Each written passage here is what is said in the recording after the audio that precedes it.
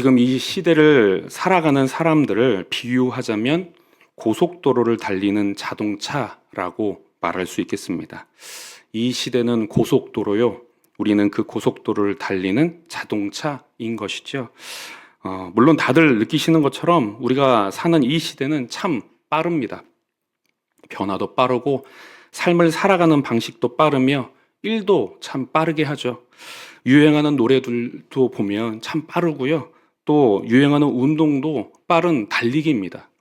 그래서 참 숨이 가쁘고 정신이 없고 제대로 살아가고 있는 것일까 의문이 들 때가 참 많은 것 같습니다.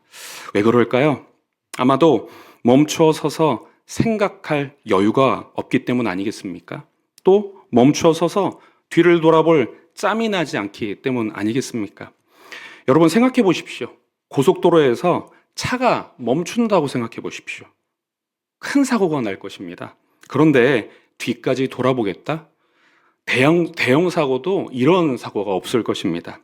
하지만 삶에서 멈추어 서는 것, 그리고 뒤를 돌아보는 것은 참으로 중요합니다. 멈춰 서서 지금 내가 있는 위치를 확인하고 타이어를 점검하고 연료를 확인해야죠. 그렇지 않으면 주유소 먼 곳에서 멈춰버리거나 타이어가 터져서 생각지도 못한 큰 사고를 만날 수도 있는 것입니다. 또 뒤를 돌아보는 것은 더 중요하죠. 뒤를 돌아봐야 보이는 것이 있기 때문입니다. 너무 빠르게 달릴 때는 보이지 않았던 멋진 풍경과 또 나를 도와줬던 사람들, 또 도움이 필요한 사람들, 함께해야 하는 사람들은 멈추어 서서 뒤를 돌아보지 않는다면 결코 확인할 수 없는 것입니다. 특히 내 삶에 역사하신 하나님을 확인하기 위해서는 뒤돌아봄이 필수인 것이죠. 그래서 깊이 있게 하나님과 교제하며 하나님과 긴밀하게 연결되려고 하는 사람들은 바로 이것을 훈련합니다. 가다가 멈추어 서는 것, 또 그리고 뒤를 돌아보는 것. 반추라는 말은 바로 그런 의미를 지닌 단어입니다. 사전적인 의미를 잠깐 보시면 이 반추라는 말은 돌이킬 반, 풀, 추라는 뜻을 가지고 있습니다. 그래서 한번 삼킨 먹이를 다시 개어내어서 씹는 그런 동물들을 말하는데요. 그래서 이 행동을 비유로 삼아서 어떤 일을 되풀이하거나 음미하거나 생각하는 일을 우리는 보통 반추라고 합니다. 그런데 이 반추라는 단어를 신앙적인 의미로 살펴보면 이런 의미 정도가 될 것입니다. 최근의 삶을 되새기며 하나님의 음성이나 하나님이 행하신 일을 인식하는 것, 혹은 확인하는 것. 반추는 결코 멈추어 서서 뒤를 돌아보지 않으면 가능하지 않는 것입니다. 여러분 한번 생각해 보십시오. 여러분은 인생이라는 고속도로에서 몇 킬로미터로 달리고 계십니까? 여러분과 함께 달리고 계시는 분들이 여러분에게 얼마나 더 속도를 내라고 하고 있습니까? 우리는 사람들의 목소리가 아닌 하나님께 귀 기울여야 합니다. 오늘 하나님은 말씀을 통해 이렇게 말씀하시죠. 멈춰라. 그리고 뒤를 돌아봐라. 내가 너에게 행한 일을 살펴보아라. 내가 너에게 한 말을 기억해라. 오늘 이 시간 말씀을 통해 반추와 기억의 신앙을 되새기시는 저와 여러분 되시길 축복합니다. 야곱의 인생을 사자성어로 표현하자면 파란만장이라고 말할 수 있지 않겠습니까? 물론 그의 아들 요셉도 파란만장으로 표현할 수는 있겠으나 조금은 다릅니다. 요셉은 누군가로부터 밀려 파란만장으로 들어간 사람이라면 야곱은 스스로 선택한 파란만장이라고 말할 수 있겠습니다. 야곱은 끊임없이 잘못된 선택을 하죠. 아버지 이삭에게 자신을 에서라고 속일 때, 또 에서를 피해 도망할 때, 라헬을 얻기 위해 7년을 섬기기로 했을 때, 또 다시 고향으로 돌아올 때 계속해서 잘못된 선택을 반복합니다. 야곱이 했던 잘못된 선택을 한 문장으로 표현하자면 이렇게 표현할 수 있을 것 같아요. 선택의 순간 혹은 위기 앞에서 하나님께 의뢰하지 않고 자신의 작은 지식을 의지한 것. 그것이 바로 야곱의 잘못된 선택 아니겠습니까? 하지만 놀라운 것은 하나님은 그런 야곱의 삶에 섭리하십니다. 하나님의 크신 계획에 따라 야곱을 다루시죠. 사람이란 풀무로 연단을 하시기도 하시고 또 무한한 사랑으로 그를 품어 주시기도 하십니다. 또 야곱에게는 큰 아픔이었지만 그의 환도뼈를 치심으로 하나님의 강함을 경험하게 하시죠. 사실 이 순간, 에서를 만나는 이 순간은 가장 강해야 할 때인데요. 하나님은 가장 약하게 만드셔서 오로지 하나님만 의지하도록 만드신 것입니다. 그리고 그렇게 하나님만 의지하는 것이 가장 강한 것임을 이스라엘이라는 이름을 붙여주심으로 깨닫게 하시는 것이죠. 야곱은 정말 하나님께 대단한 레슨을 받고 있는 것입니다. 그러나 아직이었던 것 같습니다.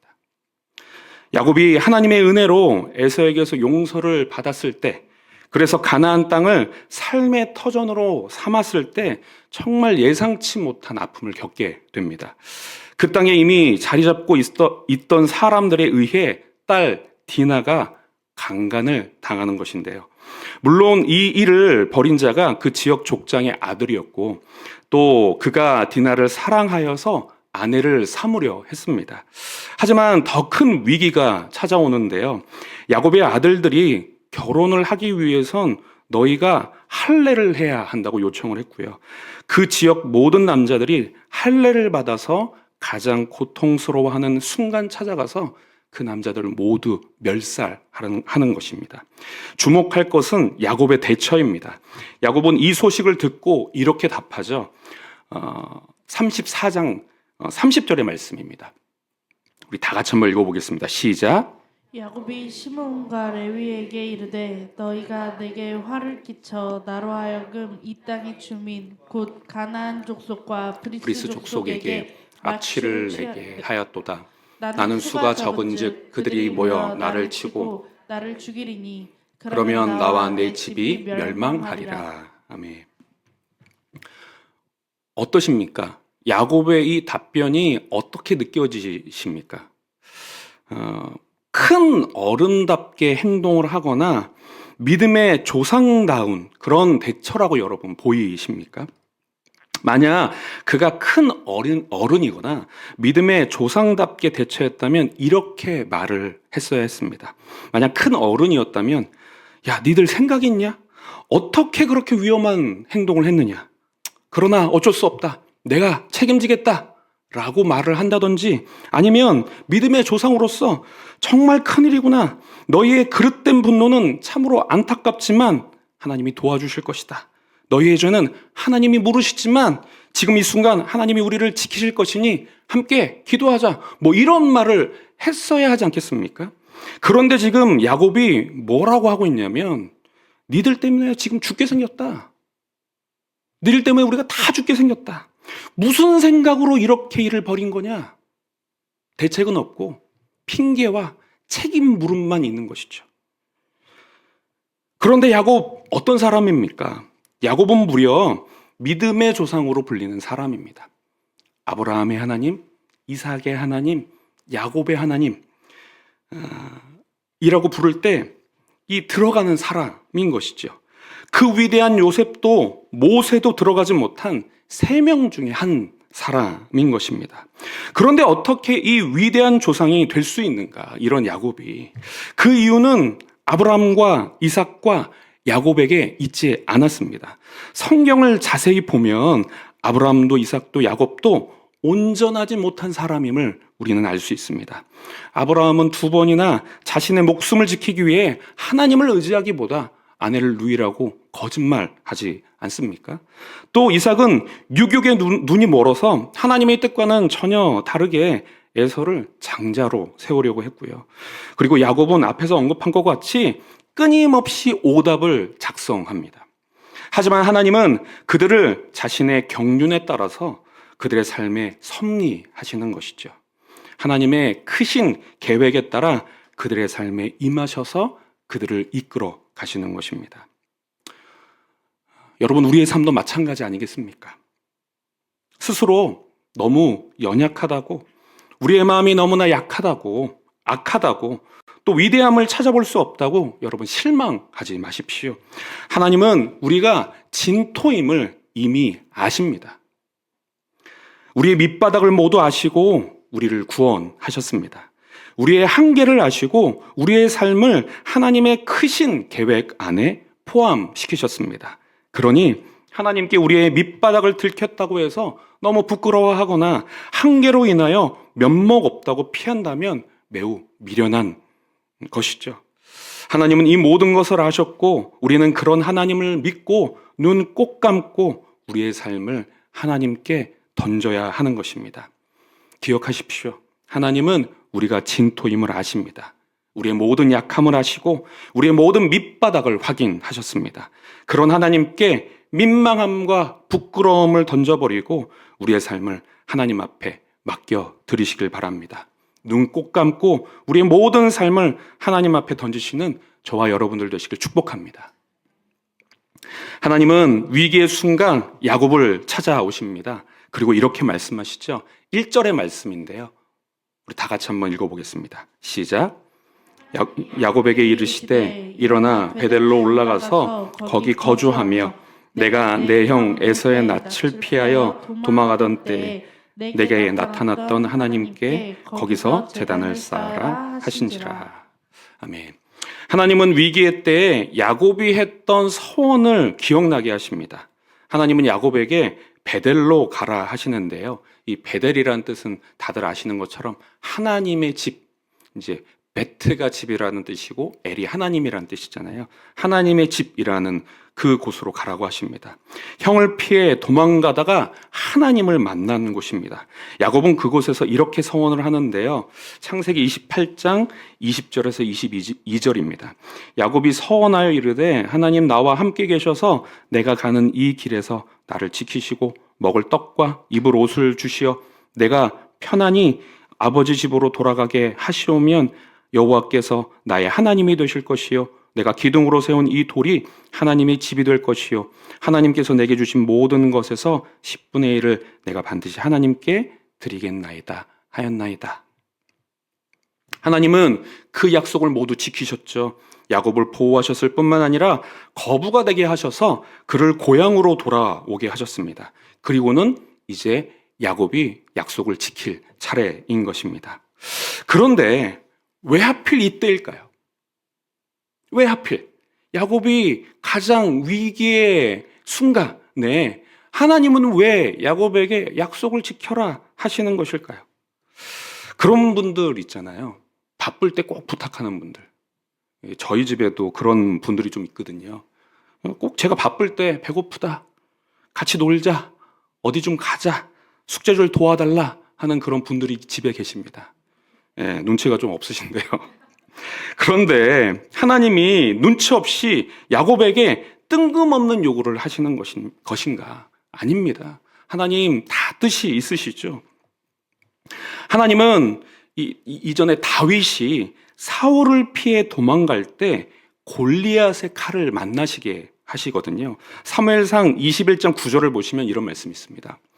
제사장이 이르되 내가 엘리 골짜기에서 죽인 블레셋 사람 골리앗의 칼이 보자기에 쌓여 에봇 뒤에 있으니 내가 그것을 가지려거든 가지라 여기는 그것밖에 다른 것이 없느니라. 그러니까 지금 다윗이 자신을 죽이려는 사울을 피해 도망가는 중에 무엇을 만나냐면 골리앗의 칼을 만난 것이죠. 그런데 이 골리앗의 칼은 어떤 칼이냐? 이 칼은 본래 골리앗의 것인데 다윗이 물매로 골리앗을 맞춰서 넘어뜨린 후에 자신은 칼이 없으니 골리앗의 칼을 뽑아 골리앗의 목을 베었던 칼이 바로 그 골리앗의 칼인 것입니다. 그런데 뜬금없이 웬 골리앗의 칼이냐? 하나님은 그 칼로 무슨 말씀을 하고 계신 것이냐? 아마도 칼에서부터 들리는 자신의 목소리를 들으라고 만나게 하신 것 아니겠습니까? 아마도 골리앗의 칼에서는 이런 소리가 났을 것입니다. 사무엘상 17장 49절인데요. 다 같이 한번 읽어보겠습니다. 시작.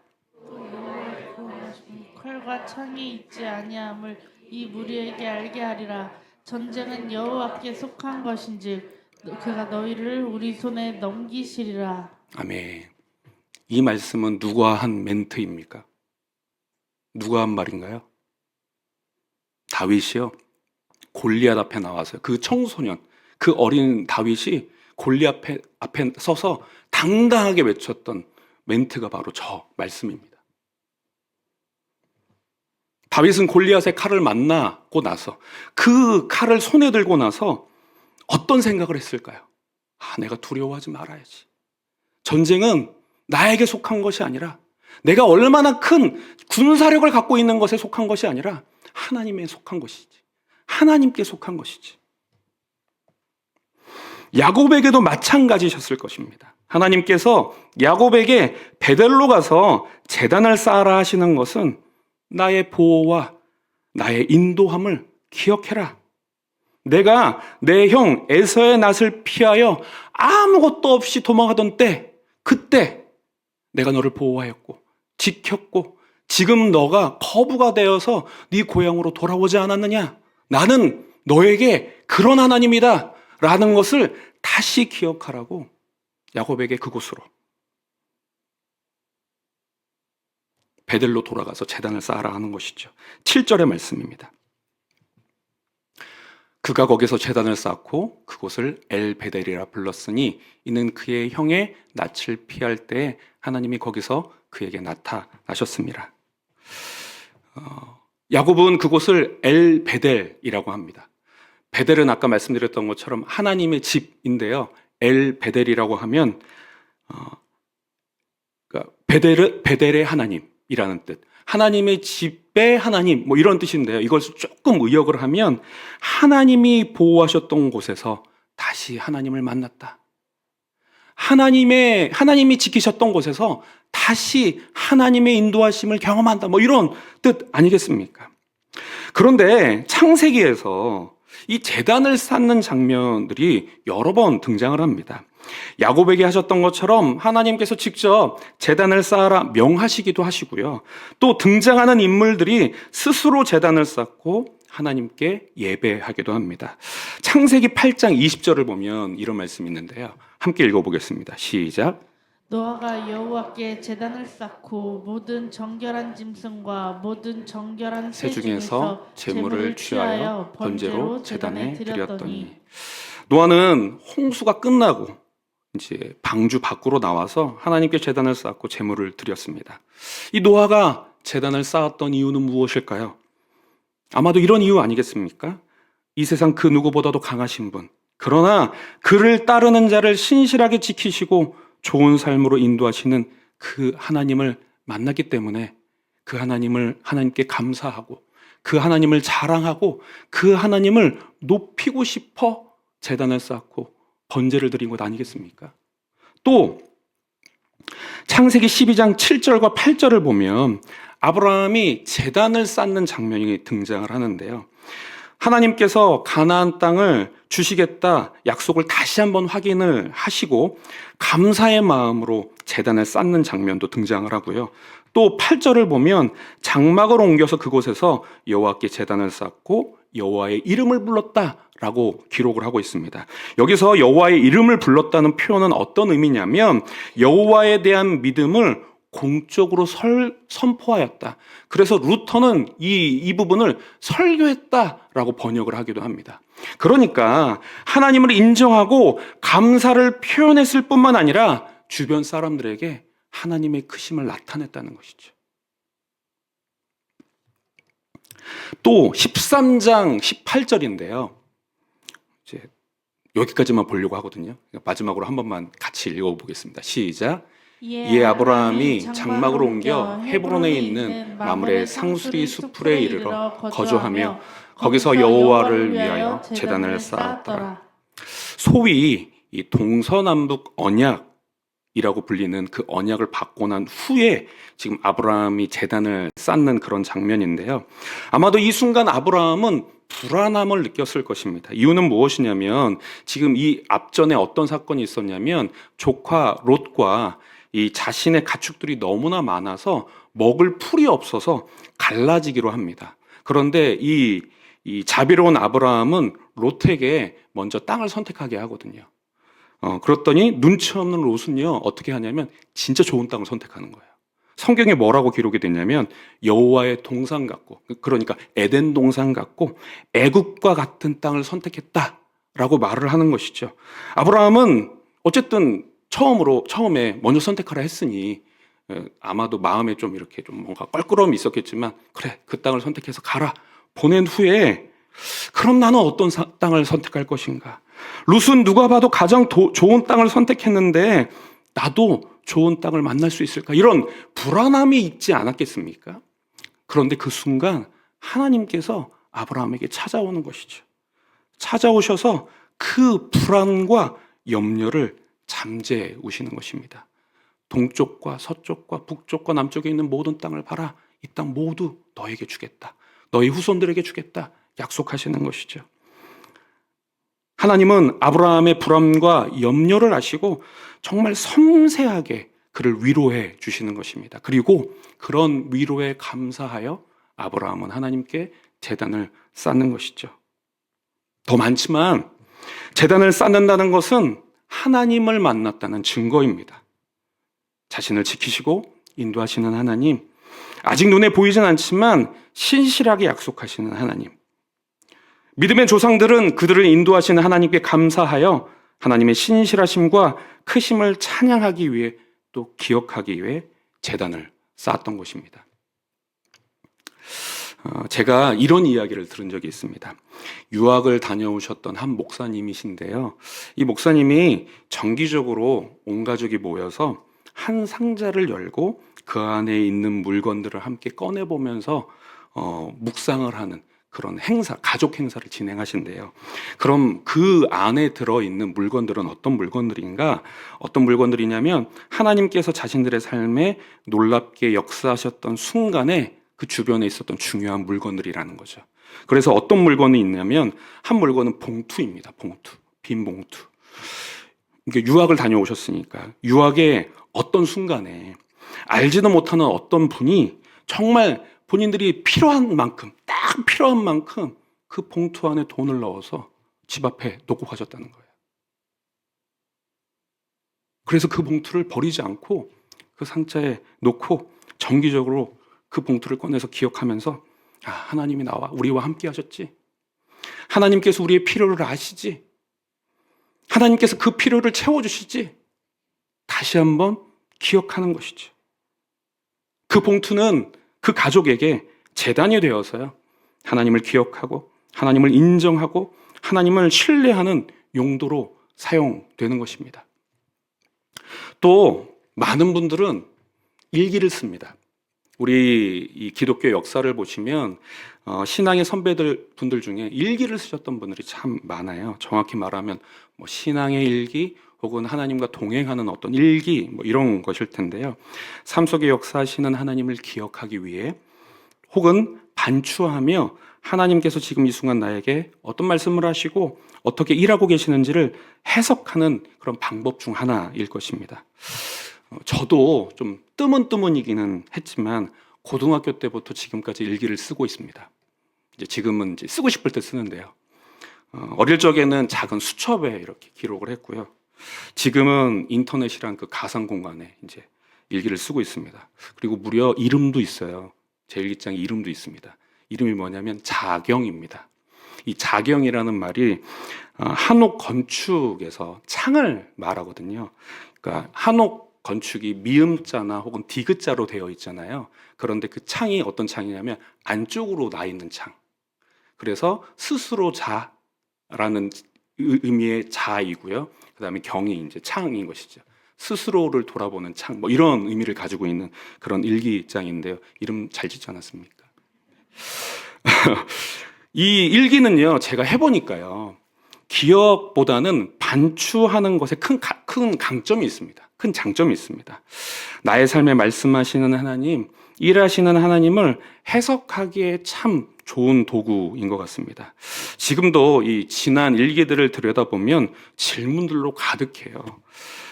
내 앞에 지금 벌어진 일의 의미는 무엇일까? 하나님은 나에게 어떤 결정을 바라실까? 혹은 어떤 마음을 품기를 원하실까? 또 하나님은 지금 나에게 어떤 말씀을 하시는가? 또 나에게 어떤 성숙을 이루셨는가? 질문하며 하나님이 하신 말씀을 정리하고 행하신 그 일들을 되새겼던 것들을 다시 돌아볼 때, 그 일기를 들여다볼 때 확인할 수 있었습니다. 여기 계신 여러분들은 하나님과의 그 특별한 만남을 어떻게 기억하고 계십니까? 또 여러분은 말씀하시고 일하시는 하나님을 어떤 방식으로 반추하십니까? 비록 우리의 삶이 고속도로 같을지라도 세상 사람들이 모두 고속도로를 정신없이 달린다 하더라도 우리는 달라야 할 줄 믿습니다.